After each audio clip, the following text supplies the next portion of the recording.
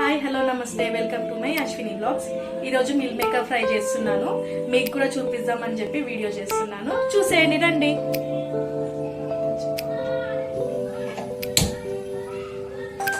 First stove వెలిగించి కడాయి పెట్టేసుకుందాం. నేను ముందుగానే మిల్ మేకర్ని వాటర్లో నానబెట్టుకొని పెట్టుకున్నాను. ఇప్పుడు వీటిని ఆయిల్లో ఫ్రై చేసుకుందాం. ఫస్ట్ మనం కడాయి పెట్టేసుకొని ఆయిల్ వేసేసుకుందాం మిల్ మేకర్ ఫ్రై చేసుకోవడానికి.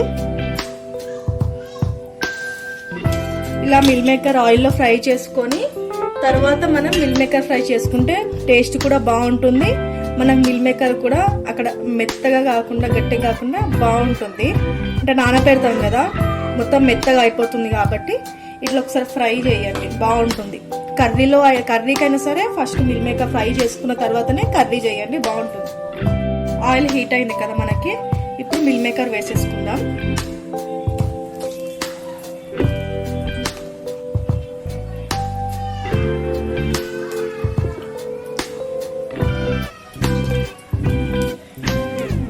మిల్ మేకర్ మనం మొత్తాన్ని ఇందులో ఆయిల్లో వేసేసుకుందాం. ఇలా మనము ఆయిల్లో మొత్తం మిల్ మేకర్ని ఫ్రై చేసుకుందాం. ఫస్ట్ మనం ఫ్రై చేసుకునే దాని ముందు మనము ఆయిల్లో మిల్ మేకర్ని ఫ్రై చేసుకుంటున్నాం. ఇలా మంచిగా ఫ్రై చేసుకోవాలి. ఇలా మీకు తెలుస్తున్న ఇదిగోండి, ఆయిల్లో ఫ్రై అయిపోయింది మిల్ మేకర్ మంచిగా. ఇప్పుడు మనము ఈ మిల్ మేకర్ని ఒక బౌల్లోకి తీసేద్దాం.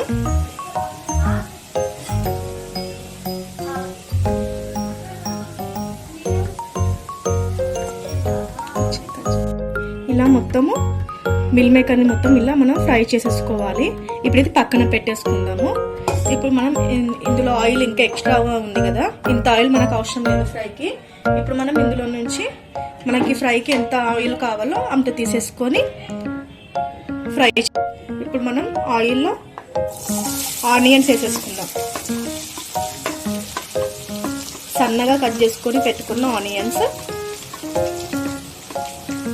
ఇప్పుడు ఇవి కూడా మంచిగా గోల్డెన్ బ్రౌన్ కలర్లోకి వచ్చేంత వరకు మనము ఫ్రై చేసుకోవాలి ఆనియన్స్.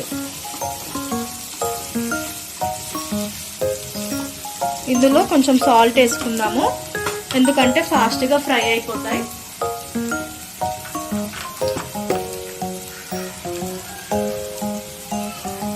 ఇందులోనే మనకి ఫ్రైకి మనకి ఎంత సాల్ట్ పడుతుందో అంత సాల్ట్ వేసేసుకొని ఆనియన్స్ ఫ్రై చేసేసుకుందాం.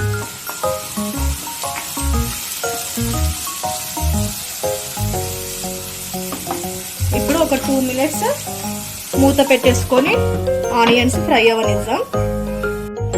ఆనియన్స్ వేగిపోయాయి చూస్తారా, ఇలా గోల్డెన్ బ్రౌన్ కలర్లోకి ఆనియన్స్ అనేవి మంచిగా వేగిపోయాయి. ఇప్పుడు మనం ఇందులోకి కొంచెం అల్లం పేస్ట్, పసుపు, కారం, ఉప్పు వేసుకోవాలి. మనం సాల్ట్ ముందే వేసుకున్నాము ఆనియన్స్ ఫ్రై అయ్యేటప్పుడే. ఇప్పుడు మనం అల్లం పేస్ట్, పసుపు, కారం వేసేసుకుందాం.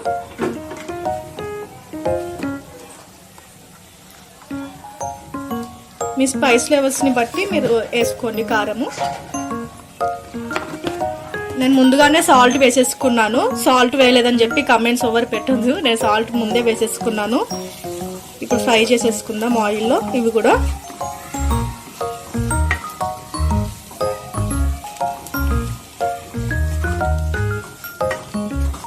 ఆయిల్లో మంచిగా ఫ్రై అవ్వనిద్దాం. అల్లం వెల్లుల్లి పేస్ట్ కూడా, కారం, ఇవన్నీ. ఎందుకంటే అల్లం వెల్లుల్లి పేస్ట్ ఆయిల్లో ఫ్రై అవ్వకపోతే పచ్చివాసన వస్తుంది, బాగోదు మనకి. ఒక 1 minute అలా ఫ్రై అవ్వనిద్దాం. ఆనియన్స్ మనము కారం అవన్నీ వేసుకున్నాం కదా, ఆనియన్స్లో మంచిగా వేగిపోయింది చూస్తారా. ఇప్పుడు మనము ముందుగానే ఫ్రై చేసి పెట్టుకున్న మిల్ మేకర్ ఉంది కదా, ఇది మనం అందులో వేసేసుకుందాం.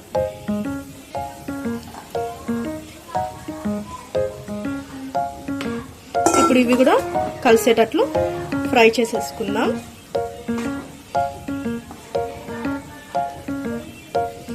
ఇలా అంతా కలిసేటట్లు చక్కగా ఫ్రై చేసేసుకోవాలి.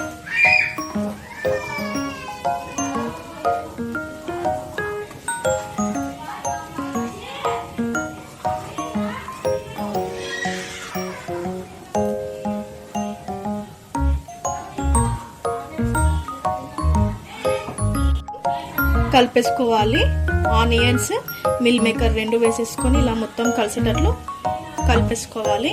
ఇప్పుడు దీన్ని కూడా ఒక 1 minute మనము మూత పెట్టుకొని కొంచెం మగ్గనిస్తాం. ఇప్పుడు మనము కొబ్బరి పౌడర్, ఎండు కొబ్బరి పౌడర్ వేసుకుందాము. ముందుగానే నేను ఎండు కొబ్బరి పౌడర్ని మిక్సీ పట్టుకొని పెట్టేసుకున్నాను. ఇప్పుడు మనం దీన్ని మిల్ మేకర్ ఫ్రైలో వేసేసుకుందాం.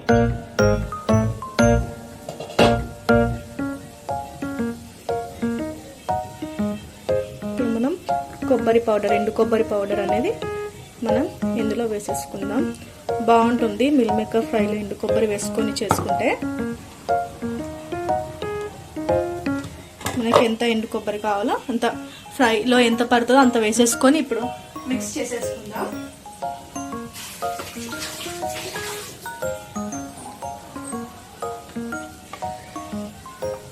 ఇప్పుడు ఎండు కొబ్బరి పౌడర్ వేసేసుకున్నాం కదా, ఇప్పుడు దీన్ని మిక్స్ చేసేసుకుందాం.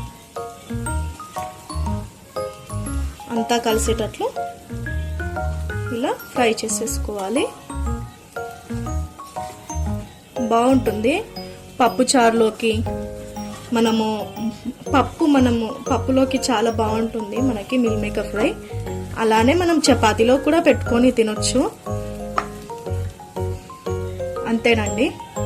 ఇప్పుడు మనం ఇందులోకి కొంచెం చికెన్ మసాలా వేసేసుకుందాం. లాస్ట్లో కొంచెం చికెన్ మసాలా అయిపోయింది. ఇప్పుడు మనం మూత పెట్టేసుకొని స్టవ్ ఆఫ్ చేసేసుకో. చూసారా, రెడీ అయిపోయింది మిల్ మేకర్ ఫ్రై. ఎమ్మి మిల్ మేకర్ ఫ్రై మనకి 5 minutesలో మనకు అయిపోతుంది. పప్పు చారులోకి సూపర్ ఉంటుంది. మీరు కూడా ట్రై చేసి ఎలా ఉందో చెప్పండి. Thank you.